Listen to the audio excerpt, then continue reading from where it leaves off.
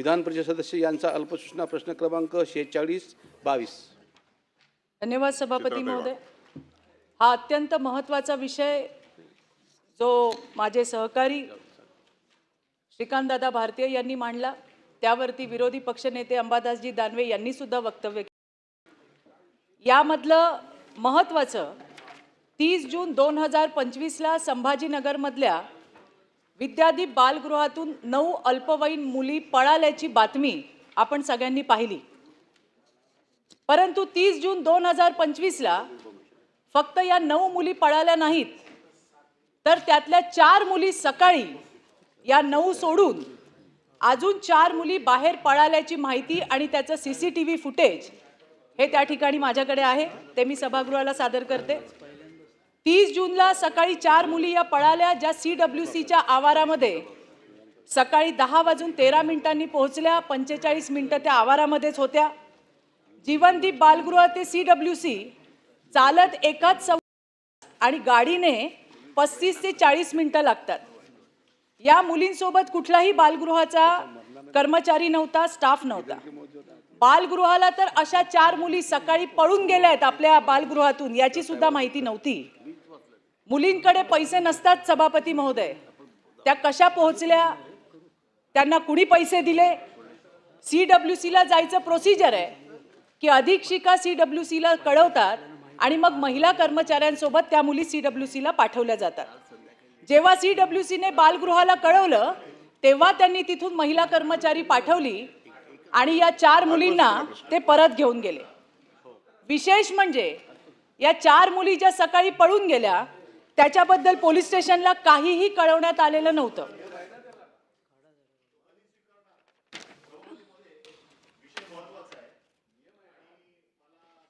Order of the day मध्ये आपल्याला प्रश्नोत्तर आहे, त्याच्यामध्ये अल्पसूचना प्रश्न आपण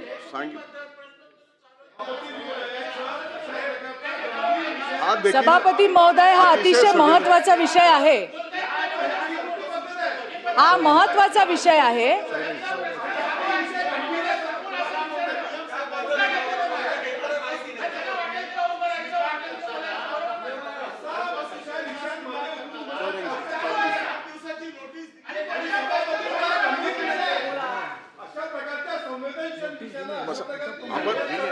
सभापती महोदय, आपला विधान परिषद नियम 84 अन्वये आपल्याला बाई हा लहान मुलींच्या आयुष्याचा प्रश्न आहे आणि समोर आलाय तर तो विषय मांडता आला पाहिजे. त्यांनी अनुमती दिली त्यामुळे आणि आपल्याला आजच्या ऑर्डर विनंती ऑफ द आहे. डे मध्ये अल्पसूचना प्रश्न समाविष्ट केलेला आहे.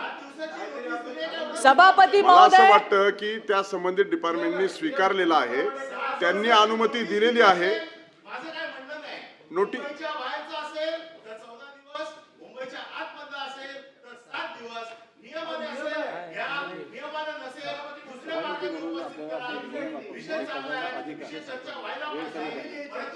सभापती महोदय, प्रश्न असा आहे की माझ्याकडे अशी मागणी आल्याच्या नंतर हे बघा, माझ्या कक्षेमध्ये विचारलेला प्रश्न माझ्या नियम तोडलेलाच नाहीये, नियम तोडलेलाच नाहीये म्हणून सांगतो. ज्या वेळेस ऑर्डर ऑफ द डे मध्ये एक मिनिट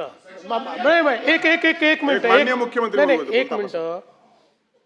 पहिल्यांदा तर आपल्याला ही कल्पना आहे की नियमात आहे की नाही हे तर सांगतील, पण कुठलाही नियम हा डावलून तो बाद करून एखादी गोष्ट स्वीकारण्याचे अधिकार सभापतींना आहे आणि सभापतींनी ते स्वीकारल्यानंतर त्याला कोणीही चॅलेंज करू शकत नाही.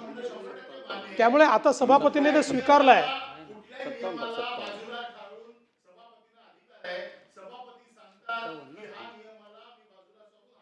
नाही, अशी गरज नाही आहे. त्यांनी फाईलवर लिहिलं तरी चालतं.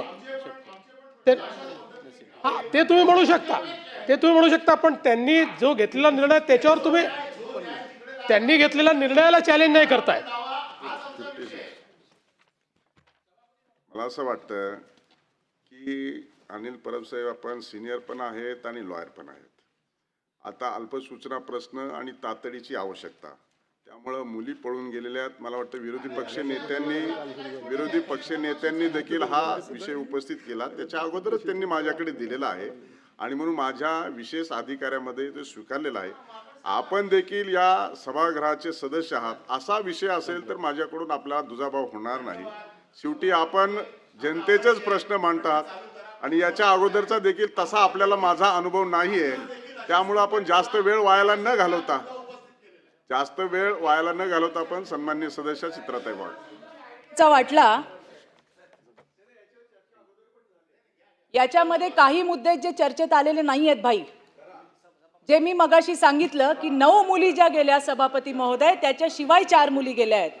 आणि मग या बाळ सुधार गृहाची 9 फुटाची उंच भिंत ओलांडून या मुली कशा आणि काय बाहेर पडल्या, ज्याची चर्चा झाली आहे. त्याच्यामध्ये पोट दुखलं की प्रेग्नन्सी टेस्ट केली जाते, एकच गोळी दिली जाते, हे सगळे प्रश्न चर्चेला आलेत. मी त्याच्यात वेळ घालणार नाही. विस्तृत डिस्क्रिप्शन मध्ये जाऊ नका. सभापती आपण महोदय, प्रश्न विचारा, मंत्री महोदय उत्तर. सभापती महोदय, फार वाईट पद्धतीने मुलींना वागवलं गेलं. या गोळ्यांचं, प्रेग्नन्सी किटचं, त्यांच्यावरती पवित्र पाणी कुठलं तरी शिंपडलं जायचं, कुठल्या विशिष्ट धर्माची चिन्ह काढली जायची, हे तर आहेच. या मुलींना एकमेकींचाच आधार होता आणि त्यावेळेला त्यांच्याशी जवळीक केली तर तुम्ही लेस्बियन आहात म्हणून त्यांना हिणवण्यात आलंय.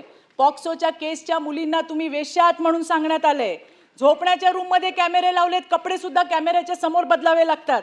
मुलींना पिरियड्समध्ये जर त्या असतील आणि जर त्यांनी दुसरा पॅड मागितला तर पहिला दाखवा आणि मग दुसरा घ्या, अशा पद्धतीचं वागणूक ही त्या मुलींना दिली जाते. सभापती महोदय, अतिशय गंभीर विषय मी या ठिकाणी म्हणूनच मांडते. आपण अल्पसूचना प्रश्न केलाय. आपण प्रश्न सभापती विचारा. महोदय, कुठल्याही बालगृहात रक्ताच्या नात्याशिवाय कुणी जाऊ शकत नाही, परंतु या बालगृहामध्ये रक्ताचं नातं नसलेला शेख नावाचा एक इसम भाऊ असल्याचा बनाव करून एका मुलीला वारंवार भेटायला जात होता. आपल्याला अपेक्षित काय प्रश्न विचारा. 8 मिनिट झाले प्रश्नासाठी. मला हेच सांगायचंय की रक्ताच्या नात्यातले आई वडील, रक्ताच्या नात्याशिवाय जर इतर कोणी जाऊ शकत नसेल तर जो हा शेख नावाचा इसम आहे, ज्याने त्या मुलीवर अत्याचार केलाय, त्याच्या बापाने पण अत्याचार केलाय, आणि असं असताना कुठल्या नियमाअंतर्गत या बालगृहाने या माणसाला, त्या मुलीला भेटण्याची त्या ठिकाणी परवानगी दिली, हे मला या ठिकाणी विचारायचं. या विषयावरती तिथल्या समाजसेविकांनी आवाज उठवला, परंतु त्यांना दाद दिली नाही. त्याचे व्हिडिओ आज त्या ठिकाणी आहेत. हिंदू धर्माच्या मुलींना ख्रिश्चन धर्म जबरदस्तीने स्वीकारायला लावायचे, विरोध केले तर मारहाण करायची. इतकी मारहाण केली की मुलीच्या तोंडातून रक्त येईपर्यंत मारहाण झाल्याचं आहे. आणि याच्यामध्ये CWC ला महिनाभरापासून ते परवानगी मागत होते, परंतु दिली नाही. आणि आमची संस्था 100 वर्ष जुनी आहे, आमचं काही तुम्ही करू शकत नाही, अशा पद्धतीच्या धमक्या सुद्धा मुलींना देण्यात आल्या. सभापती महोदय, मला इथे माझ्या मागण्या सांगायच्या आहेत की रोजचे अपडेट हे अधीक्षिका जिमबाच्या अधिकाऱ्यांना देत असतात. याचा अर्थ हे जे काही होत होतं, या सगळ्या जिमबाच्या ज्या अधिकारी आहेत, ज्यांचं नाव आहे रेश्मा चिमंद्रे, या फक्त जिमबा अधिकारी नाही आहेत. यांच्याकडे एकच मिनिट, महिला विभागीय उपायुक्त सुद्धा आहेत, ॲडिशनल चार्ज यांच्याकडे 5-6 महिन्यांपासून. या तक्रारी आजच्याच नाहीये, 2023 पासूनच्या आहेत. सुवर्णा जाधव यांच्याकडे त्यावेळेला ॲडिशनल चार्ज होता. माहिती जवळपास सगळ्या सभापती महोदय, या जिमबाच्या अधिकारी म्हणजे या बालगृहाच्या पालक, यांना सगळ्या गोष्टी अवगत असतात आणि तरी सुद्धा त्यांनी या मुलींचा छळ होऊ दिला. आणि त्यामुळे यांना ताबडतोब बडतर्फ करून यांच्यावर गुन्हा दाखल व्हायला पाहिजे. 2023 पासूनच्या सगळ्या तक्रारी याच्यामध्ये FIR सुद्धा झालेला आहे सभापती महोदय. आणि